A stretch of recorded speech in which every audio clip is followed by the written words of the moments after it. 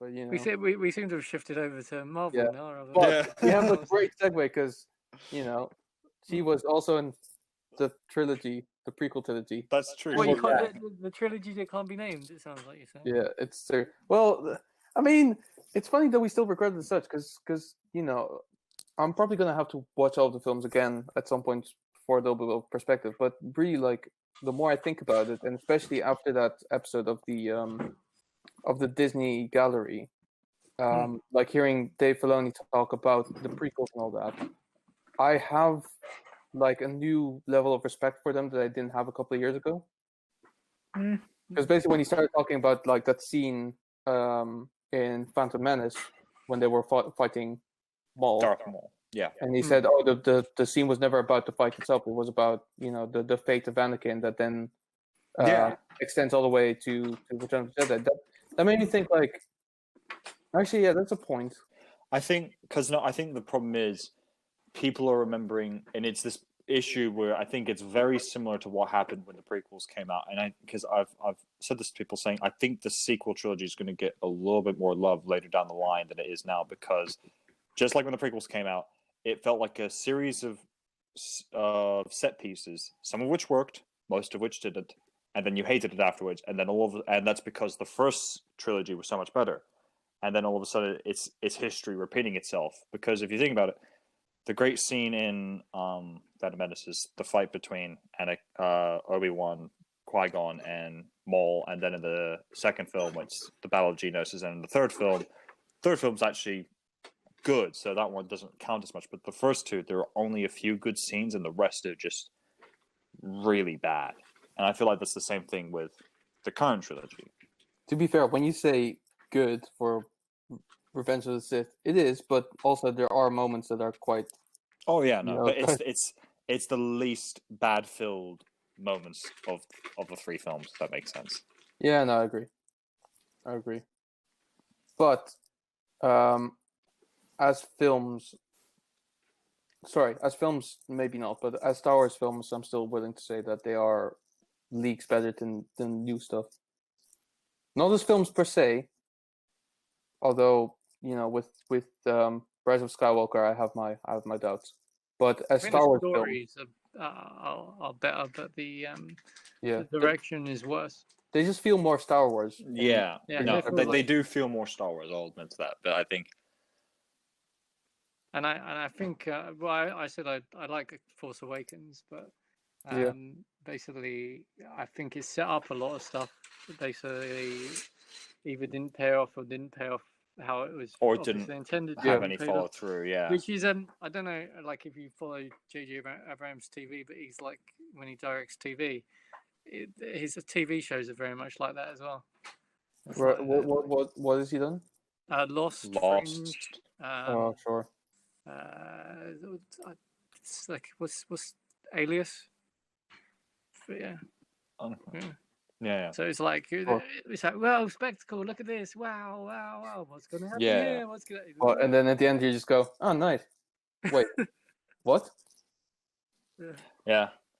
I will say though, thinking about the prequels, there are certain points where it either actually kind of weirdly enough felt too Star Wars, or it felt like it was taken too. It means, because there's the thing, Star Wars is meant to have the sort of fun romantic side of things, like with Han and Leia, and then you had Anakin and Padme, and then it was like, oh, that's the fun Star Wars romance. Let's take it too far, and you're thinking, oh, your skin is so smooth and soft, but I hate sand. And you're thinking, oh, why? Where did this come from? And then there's the whole midichlorian scene in episode 1, which I just... Why was that made a thing? I think it's just like basically when, as I said, like earlier when we recorded this first, the first time when he basically did the original trilogy, he probably had a load of people that were questioning him about all this stuff and changing bits and bobs, and then when it came to the prequels, he was basically like, "Hey, I've got all these ideas," and it was like, "We love you, George." Yeah, we're doing it like, for you. oh, you're making more of these. Here's money. Make it now. Yeah, I suppose that's true. That's true. That's very true. It's like, yeah, Jar Jar's the key to all this. It'll work. It's like, Jar yeah. Jar is the Sith Lord. Huh? Yeah. Jar Jar is the Sith Lord. He's Sidious's real apprentice. People want to see like trade negotiations. I think It's that's why Dooku was And- invented, wasn't it? Because Jar Jar Binks didn't turn out the way it should have been. Yeah. I mean, that That Dooku wouldn't was cool, surprise me. so you know. Admittedly, as well, it was just great when you think, oh, here's the Empire. It's not so subtle, but still subtle enough of a hint of like, here's this great imposing evil that's based off a relatively real world evil, or in this case, a very real world evil. And then all of a sudden, you had the very aggressive people of the trade negotiations, and you think, what? This is China now? we're demonizing the Chinese. I mean, I with hadn't these really alien considered people. that, but you know, okay. Did you know the Order 66 was based off a real event, by the way? No? Guy, did you know? I don't think so. No, Actually, basically, in the Second World War, Hitler was basically like Supreme Chancellor, Yeah. and he basically in one night he had the Good God. basically he had control of essentially these Yeah. guards, but not the military. And Yeah. he basically had to kill in one night. It's called the Night of Long Lives. Killing all one night all the basically heads of the military or something like that. That's right. I remember. Yeah, where he. Yeah, I remember that event. To basically Yeah. gain control. So basically, because if he did that, then he would get the full control over and be able to become like thingy, you know, Yeah. leader. No, yeah, I Nice. remember that. Look, I it was remember inspired. that. Pretty cool. Because like, that's the thing. I was talking to my brother about it, saying the whole Star Wars franchise is basically the complete description of the Second World War, but weirdly enough, in very different orders. Yeah. So, because that's the thing, we talked about how the First Order rose to prominency, and I was telling him it's kind of like how Hitler and Nazi Germany did, because there was this great horrible war being the Clone War and the Rebel War against the Galactic Empire. And then for 30 years, the First Order started rising up, but no one wanted to believe it would happen again. It's that sort of everyone would have been in a state of denial. The Grand Republic just going, no. The First Order won't be anything like the Empire. They wouldn't be stupid enough to do that. We put in all these embargoes. They're going to listen to us. And you think, no, they won't. No, they won't. They're going to build their secret fleet. Well, maybe they should have told someone that was what they were trying to do instead of going, "Hey, Ryan, listen." Yeah. Listen, we got to put more Nazi references. Well, they did in the first one. But yeah, obviously. Yeah. Buddy, Stormtroopers. There you go. JJ read the book. Yeah. And then obviously you look at fucking God, because that's the thing. You look at because the throne room scene with the Praetorian guards with Snoke, that felt almost samurai-ish. The whole reds and them in the armor. It's like, okay, I get it's kind of like this cool warrior tradition, you know, samurai and Jedi. It kind of makes sense, but then it's like, still the lead up to that fight didn't make any sense. Like I didn't mind the throne room and the fight scene itself, but the lead up to it just felt all detached and wobbly, and it felt very, Yeah, none didn't of that feel happened like it. in the But Clone Wars. also as well, like the dialogue and like for someone who's got his own unique vision, he's using a lot of dialogue from Return of the Jedi, but making it a bit more fun. Yeah. Well, where he says, "Strike me down." Yeah. Well, yeah, and then he says, "You want this, don't you?" And he basically grabs up the lightsaber and flings it at the back of her head. Yeah. Yeah. Like, really? And then there's. Imagine if the Emperor did that. That would be so funny. Yeah. You want this, don't you? You would just take the lightsaber against Luke's head, and he would just go, "What the fuck?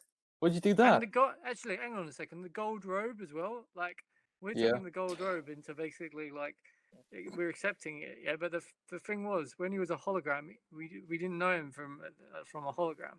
He could have didn't have to have that fucking gold robe. Yeah, the gold robe felt very Japanese Emperor. Actually, think about it more and more. My wife actually basically for Christmas, because I buy loads of like pop vinyls. She basically she was like, I wanted to get you these pop vinyls, but I didn't know which one should. So I got you the most hilarious fucking coloured ones, because I remember, like, you know, I would have seen them on your shelf. So she got like the Praetorian Guard and then like thing, because it was like gold and bright fucking red. It was like, yeah. And it fits in like a glove.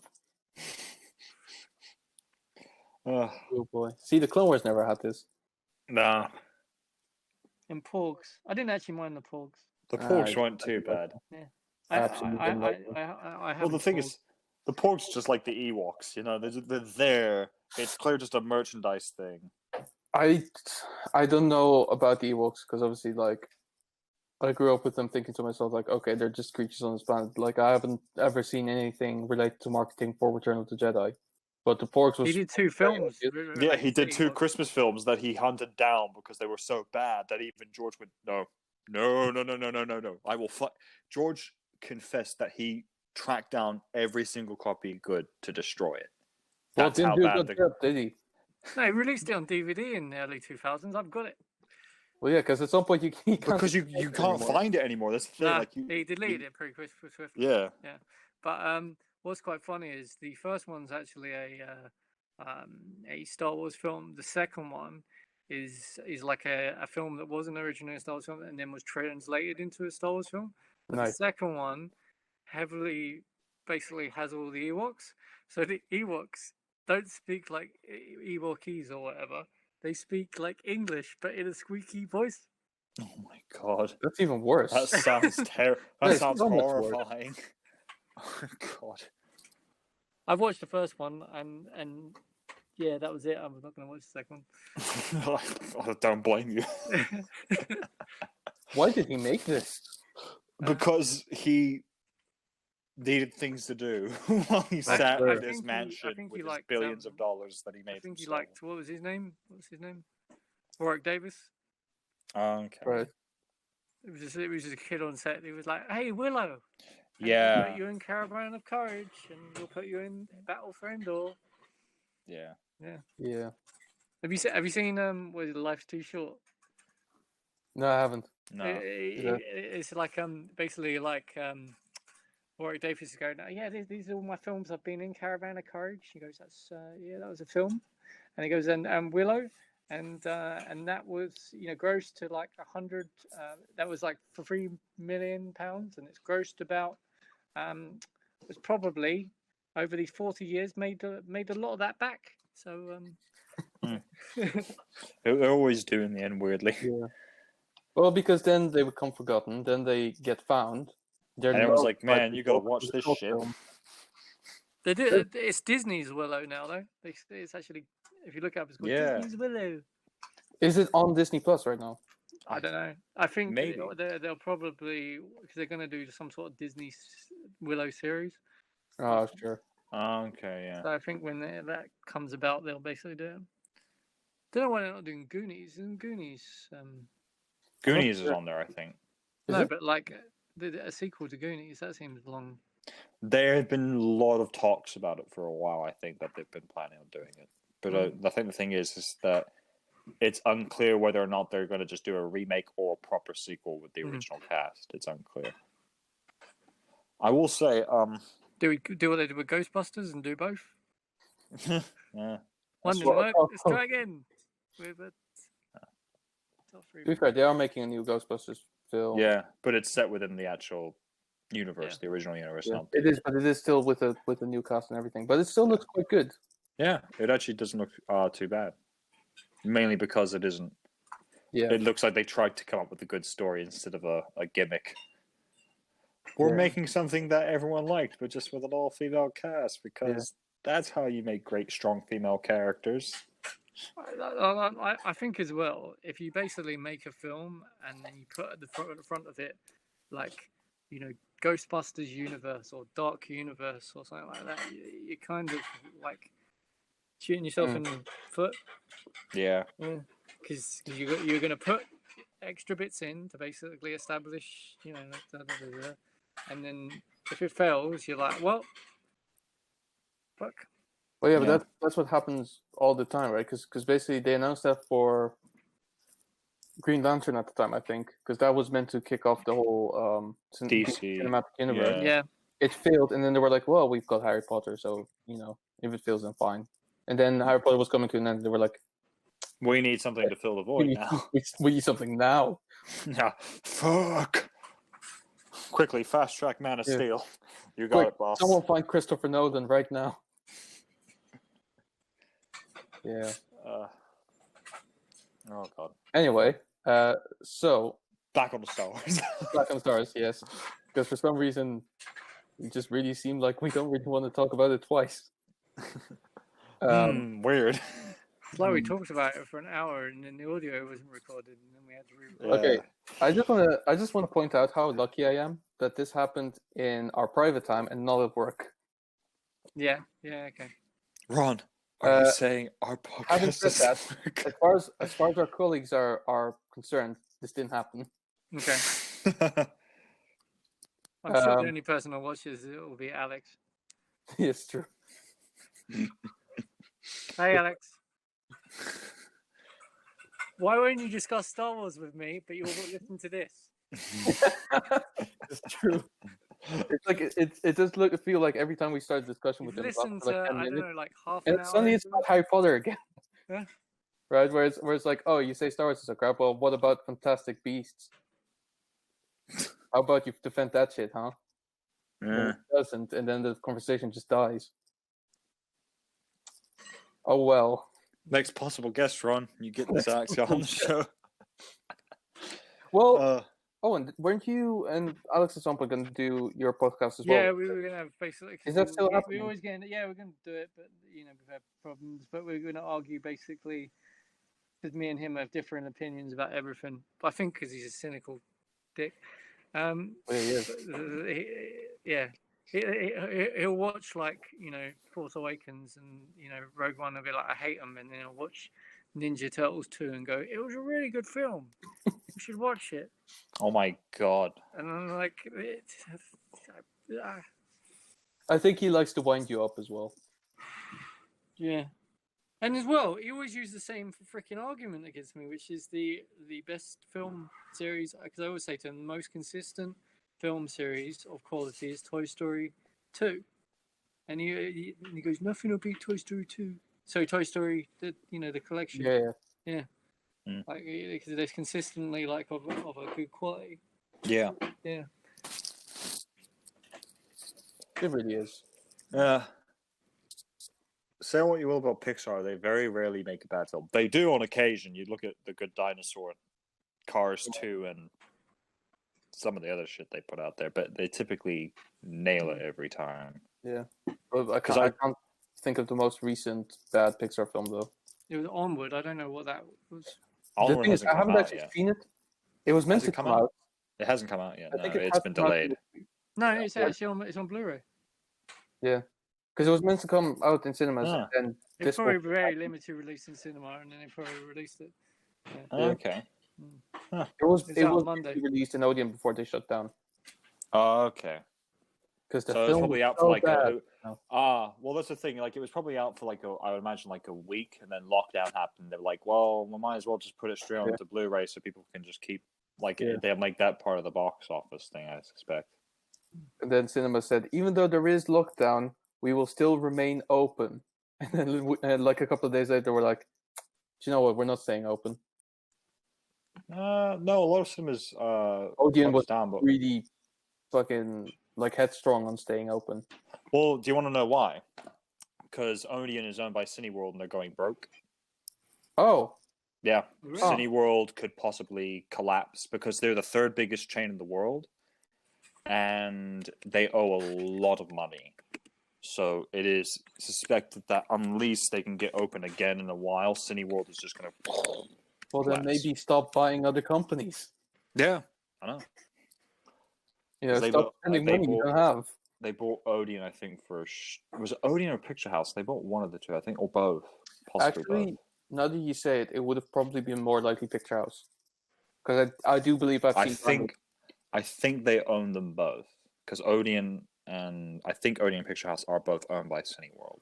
In 2008, Odeon, along with the rivals chain Cineworld, bought back the company and today is known as Digital Cinema Media. Yep, there you go. Yeah. Right. So why does my limited card only work at one of them? Because they need you to buy them at every single chain, Ron. That's how they survive. Look, this is a ripoff. and I am not buying Look, into this. I'm trying to discuss business tactics to you with a company that bought everything it could and is now running out of money and has no idea why. Okay. See, But there's also only- as well, the Cineworld is basically a lot less quality. Like, I mean, you go Yeah. there and they don't even have projectionists. They have and like half the time the sound. One of our editors basically always complains about it. I can't say his name, but he basically says like, speaker 7 wasn't working. Speaker 6 is panned to the right when it should be panned to the left. And that's the thing. It's like you look at their stock in terms of the concessions. It's not nearly as good, in my opinion, because you look at their hot dogs. They're served in a bag. You know, one time I went to, I think I went to see I went to see Rogue One in 4DX in the World in Wandsworth, and I literally just started having a debate with the concessions vendor there about whether I should be able to take food in with me. I was arguing that I probably shouldn't because it would make a mess, and he was like, "No, it's fine. Don't worry about it." So I was like, "All right, I guess I'll get some popcorn." Well, to be fair, in his defense, because to viewers at home, I have worked on concessions, and the whole point is you have sales targets that you're meant to meet. So he was like, "Fuck, if this asshole doesn't buy this goddamn drink and sweets, I'm gonna." So you'd rather have your cinema room being an absolute mess, but selling some food. Let's put it this way: messes can be cleaned. Money cannot be made if you don't sell anything. All right. Let's just make that fair. I will point out I have cleaned up some weird shit in pockets cinemas. and bags exist. I've cleaned up some weird shit in the cinema. I think, Ron, I'm not sure if I told you. Owen will definitely get a kick out of this. But one night, it was a very late screen that I was closing, and I found a fucking bra in one of the screens. And I stood there for a few minutes, pretty baffled, thinking, "Why did she take it off? Why did she take it off?" Because she was alone as well. I was really confused. What? Yeah, it wasn't like, oh, it's a kink with her boyfriend. It's like, no. I was thinking that. I was thinking, like, I know what happened here. Now I'm not quite sure. Yeah, I was like, this doesn't feel like it makes sense. So, I'm assuming you brought it to Lost and Found, and when I say Lost and Found, I mean home. No. I did take it to Lost and Found. I was like, okay. I doubt she'll ever come back for it. I was like, what do I need a bra for? Here. Oh, it's an emergency birthday gift for someone. It's like, here, it's a bra. I bought this for you. It should be the right size. When I saw Terminator Genesis, there was people getting off with each other, but that film was shit, so I didn't blame them. Yeah, with Genesis, it's not. There's something better to focus on, I guess. Yeah. Genesis is a good date film where you can go there and it will get boring enough for you to start wanting to fool around with your partner. Pretty much. God. I think I never actually seen anything quite like that. Well, Genesis? No, well, I've seen Genesis. But you mean Genesis people was fooling like around not people fooling around in the cinema, no. Oh, no.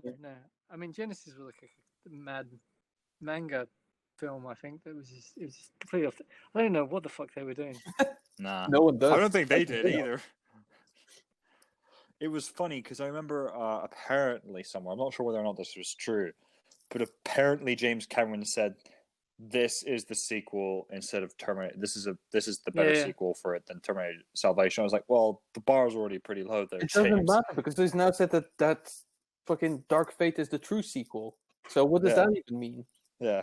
What does any of it even mean? Why can't he just make 3 films and be done with it? I don't get why they continue. Well, you said 3 films, so you counted the third one, right? Yeah.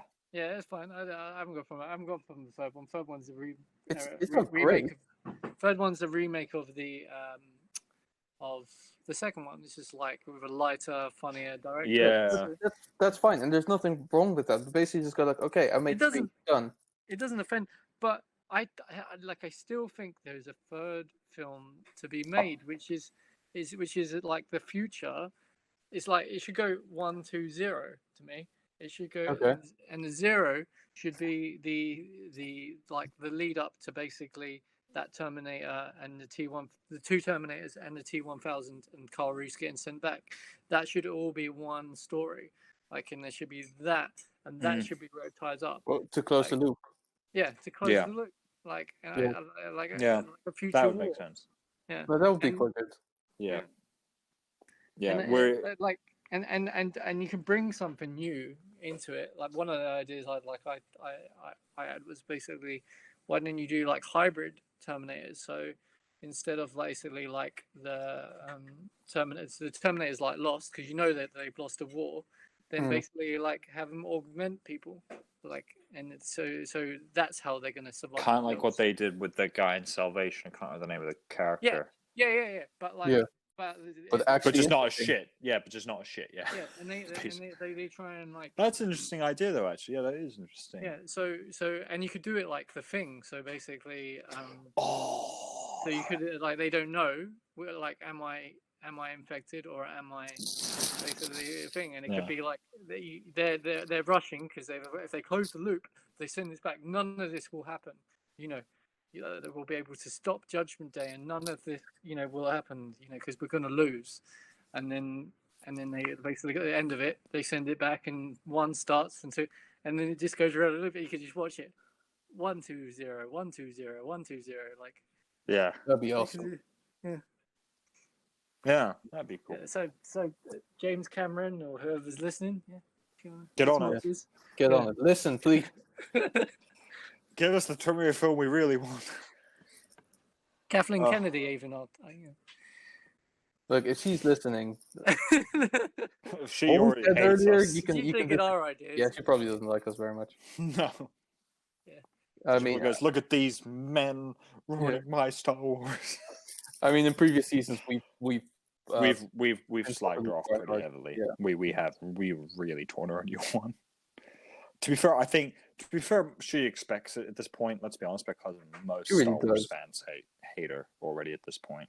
Most hate her, which is really funny because when it started, none of us were none the wiser. Like it was like, oh, here's this woman who probably likes Star Wars, hoping to make something good, and then it just kept going. You're like, nope.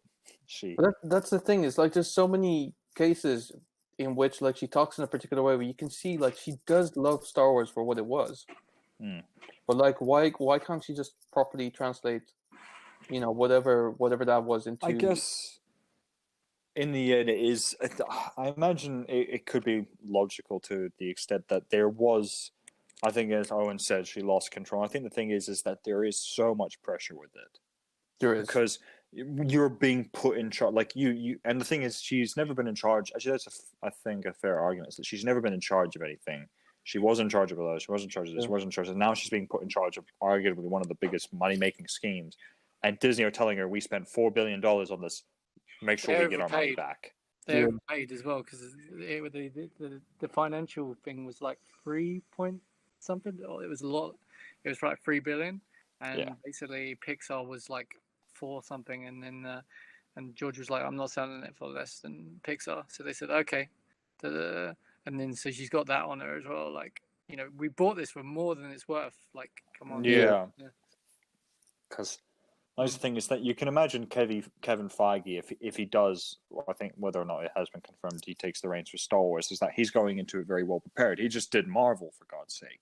The biggest universe there is in cinema there is to date. Nothing will probably ever come close to competing with it.